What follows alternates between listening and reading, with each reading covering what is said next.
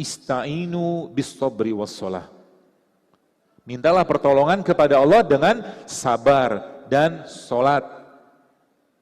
Lagi sakit, apapun sakitnya, ambil air wudhu ya, lalu sholatlah 2 rakaat, minta petunjuk sama Allah. Ya Allah, aku zolim dengan diriku, aku zolim dengan makananku selama ini, maka beri aku petunjuk ya Rob, apa tumbuhan atau produk yang kau ciptakan di atas tanahmu ini ya Allah, yang bisa mengobati, menyembuhkan penyakitku dengan izinmu dengan sangat mudah. Orang lupa sering doa kayak begitu, betul? Ketika sakit yang dicari siapa? Dokter, rumah sakit, herbalis, dia lupa ada Tuhan yang menyembuhkannya dia. Pertanyaannya, apakah dengan ketika kita makan sesuatu itu Allah sembuhkan? Allah alam, kita nggak tahu, hanya Allah yang tahu. Ini akidah kayak begitu. Mau Allah sembuhkan silakan, itu kehendak Allah. Mau Allah belum sembuhkan silakan. Maka kan sabar. Lagi ada penyakit sekian tahun nyampahin badan, sekian tahun makan yang nggak sehat. Tanya dokter, herbal apa yang cepat mengobati penyakit saya? Mana bisa cepat? Badan sudah penuh dengan sampah. Gitu loh. Sabar sedikit. Ya. Ista'ini bis-sabri was-shalah. Oke? Nabi SAW mencontohkan seperti itu teman sekalian. Nabi ketika beliau ada masalah, yang beliau kerjakan pertama kali apa? Beliau berwudu dan sholat 2 rakaat, minta petunjuk sama Allah. Maka saya katakan demi Allah, Allah bisa sembuhkan kita dengan sangat mudah. Bahkan dengan air kayak begini, kalau Allah berkehendak, Allah sembuhkan kita. Ini akidah kayak begitu. Ini yang zaman sekarang orang lupa dengan surat Asy-Syu'ara. Allah bilang apa? Faiza maritu fahuwa yashfin, kata Allah. Dan kalau engkau sakit, aku yang sembuhkan. Bukan herbalmu, bukan inimu, bukan teorimu. Orang-orang ikhlas meminta kepada Allah, sebagaimana seorang Nabi pernah sakit, lalu dia berdoa kepada Allah, ya Allah sembuhkan penyakit, maka Allah wahyukan kepada Nabi tadi, minum tumbuhan ini segala macam, dan dia sembuh dengan izin Allah. Tapi ketika dia sakit lagi, dia lupa doa, sakit yang sama, dia makan obat yang sama, Allah tidak sembuhkan. Itu dahsyatnya doa. Maka jangan, kalau bahasa itu jangan songong di hadapan Allah. Teorinya kita, kehebatan kita, ilmu kita, kalau Allah belum berkehendak nggak bisa. Yang Allah butuhkan adalah hamba-hambanya yang ikhlas. Ikhlas apa? Fafirru ilallah. Maka orang yang rajin tahajud, rajin sedekah, rajin puasa, rajin sholat duha, dan rajin baca Quran, tidak akan mungkin kena penyakit degeneratif. Nggak mungkin. Kenapa? Semua syariat dalam Islam menyehatkan, tapi kita tidak melakukannya untuk sehat. Kita melakukannya karena ketaatan dan kewajiban. Kita bicara tentang madu. Sekarang mungkin sains menjelaskan tentang madu yang luar biasa. Tapi Nabi sudah jelaskan 1400 tahun yang lalu. Sekarang kita ada penelitian, baca penelitian tentang dahsyatnya sholat tahajud yang bisa meningkatkan imunitas seseorang. Dan bahkan kalau boleh saya katakan, kalau Anda mau bebas kanker, jangan pernah lepas tahajud. Wallahi. Kalau mau bebas penyakit-penyakit kardiovaskuler, jangan pernah lepas membaca Al-Quran. Saya kemarin dapatkan sebuah penelitian sederhana dari seorang dokter.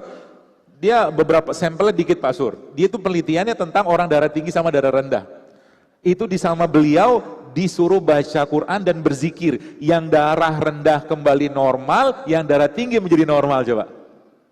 Itu dahsyat Al-Quran.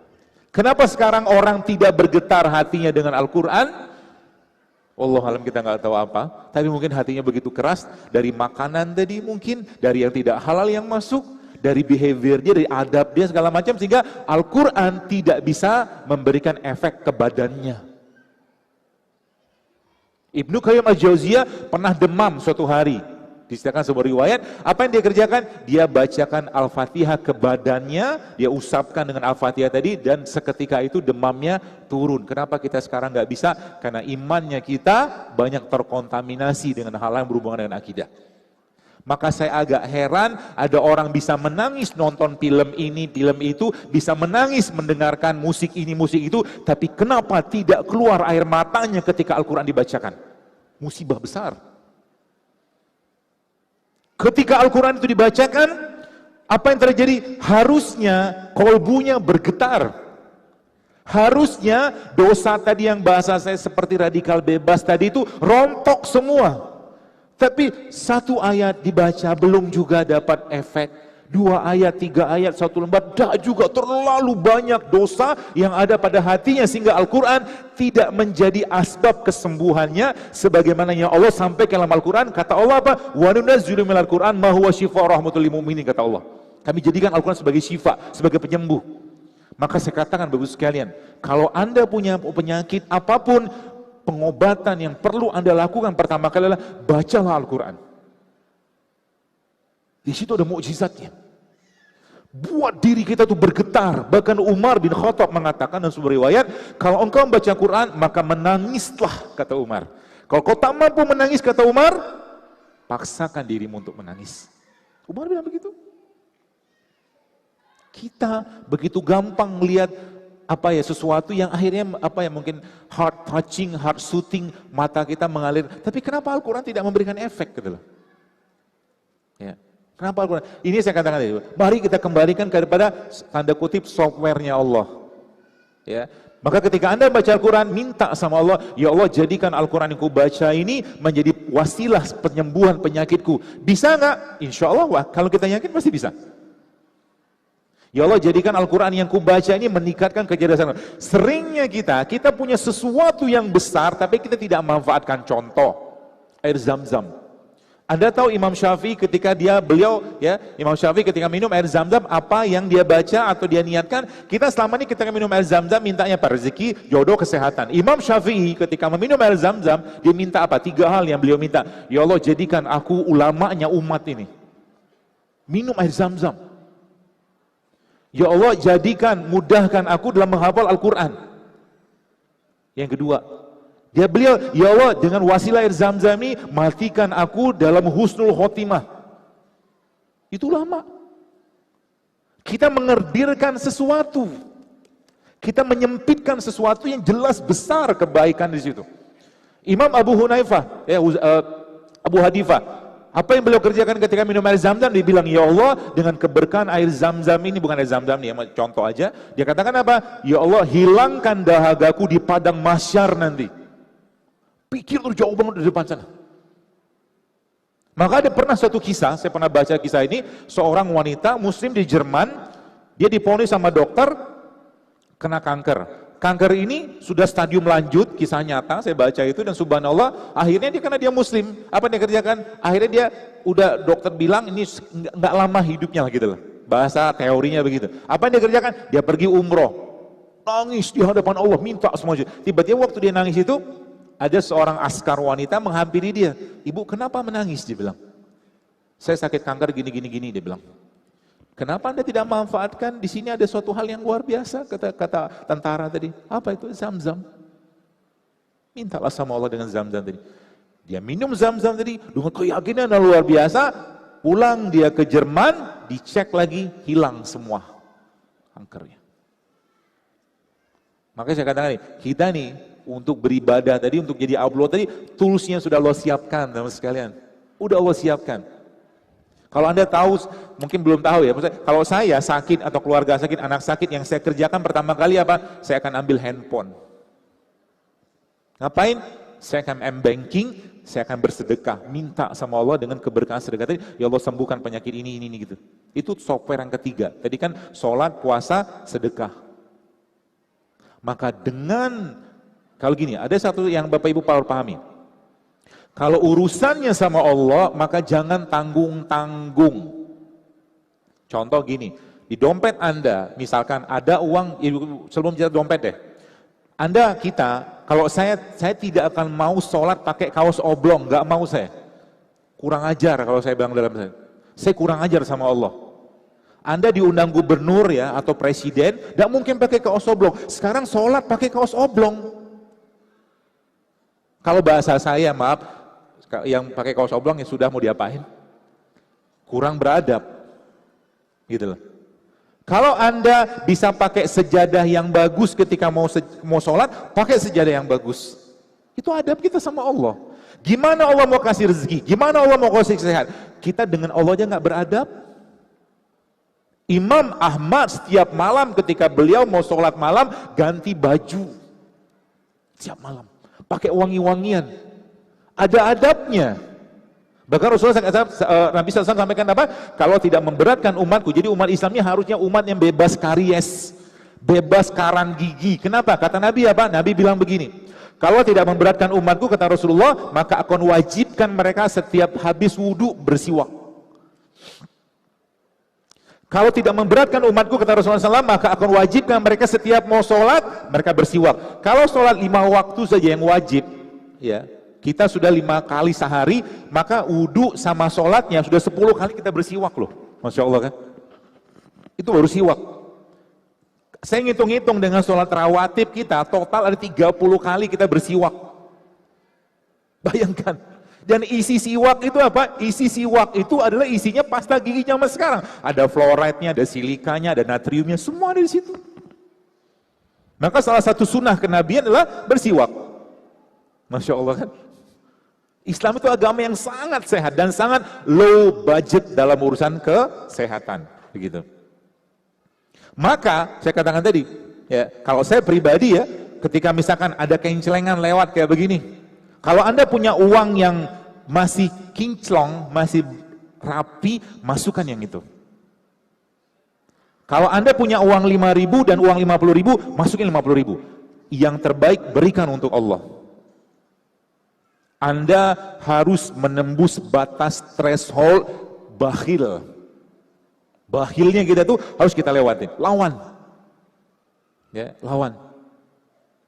Saya punya, mudah-mudahan ini bisa menginspirasi Anda, ya, mudah-mudahan. Saya punya kebiasaan, saya itu kalau ada apa ya, di dompet saya itu jarang ada isinya. Sebab kalau ada isinya, biasanya saya sering banget saya habisin isinya. Ya, bicara tentang dompet, saya juga kadang-kadang pengen lah beli sesuatu. Di kejadian sekitar 3 tahun yang lalu, teman-teman sekalian, waktu itu saya, apa tuh namanya? Nanti petugas sedekahnya nyusul, sebentar, jangan dulu, jangan bergerak dulu. Jadi saya gini, saya pernah pengen beli jam suatu hari. Suatu hari saya pengen beli jam. Jam tuh anggaran saya nggak bisa beli itu, nggak bisa, belum cukup duitnya. Tapi saya bilang sama Allah, dalam doa saya bilang, ya Allah tolong murahkan jam ini untuk saya bilang. Begitu saya ngomong sama Allah dalam doa saya. Tidak lama kemudian, sekitar 3 bulan saya beli jam tadi. Jam itu saya pakai dengan bahagia, tanda kutip dengan bangga, kan bisa beli sesuatu. Dan kalau kita membeli barang untuk diri kita sendiri, nggak apa-apa, sedekah, nggak masalah. Ya, suatu hari saya pergi suatu acara, dan di acara tersebut, sekalian, saya lagi nunggu panitia, saya sholat duha. Di samping saya ada supir taksi. Kemudian dia lagi sholat, saya sudah selesai, saya baca Quran. Apa yang Allah singgung ke saya saat itu? Allah singgung saya dalam surat Ali Imran. Allah bilang apa? Dan kamu tidak akan sampai pada kebajikan yang sempurna hingga kamu menginfakkan apa yang paling kamu cintai. Allah kasih pesan. Apa yang saya kerjakan? Saya bilang sama Allah, ya Allah, aku tidak cinta jam ini. Saya buka jam itu, saya kasih ke supir taksi, saya ambil uang di ATM, cukup banyak uangnya. Pak, pulanglah Pak, kumpul sama keluarga. Gitu. Itu bahasa saya itu untuk menembus threshold bakhilnya kita. Ketika Anda memasukkan uang 2.000, plong, gampang. Maka perasaan yang sama juga harus Anda rasakan ketika masuk uang 100.000. Harus sama. Dunia nggak ada nilai untuk kita, nggak ada nilai. Begitulah Sa'ad bin Ubadah mengajarkan setiap hari pengusaha kurma di zaman Rasulullah SAW, dia sahabat Nabi, setiap hari sama anaknya ngomong, wahai penduduk Madinah, siapa yang mau hutang datang ke tempat kami setiap hari. Keuntungannya. Maka kolbu kita itu akan nyantol sama dunia kalau apa? Kalau ada hal-hal yang berhubungan dengan dunia tadi yang kita letakkan di situ. Gak bisa dia ketemu nanti. Susah dia bergetarnya. Maka sekali lagi saya sampaikan, ketika sesuatu urusan sama Allah, kasih yang terbaik. Anda punya uang di dompet Anda kayak sekarang, coba sekali-sekali tantang diri Anda, habisin isi dompetnya, kasih masuk ke kencelengan, atau apapun sedekah. Saya kemarin subhanallah, pas acara di Batam, tiba-tiba ada ibu-ibu dari Singapura datang, dia konsul ke saya Saya nggak tahu siapa tiba-tiba masuk ke ruangan panitia, ngobrol sama saya, dia bilang nggak banyak ceritanya. Tiba-tiba dia sodorin saya amplop. Apa kayak amplop ampau kita lebaran dulu.